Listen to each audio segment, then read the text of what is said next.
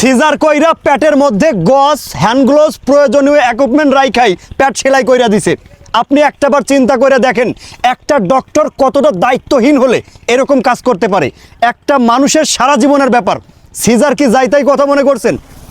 পাবনা জেলার চাটমোহরে, আমার জেলা এই ঘটনা, আমার পাশের উপজেলা চাটমোহরে আমার এক বোন সিজার করাইছে।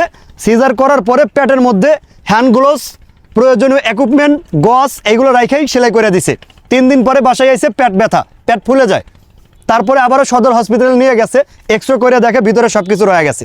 আপনি একটাবার চিন্তা করে দেখেন একটা ডক্টর এই কাজ কিভাবে করতে পারে? এগুলো কি ডক্টর না কসাই? এদের বিচার হওয়া উচিত।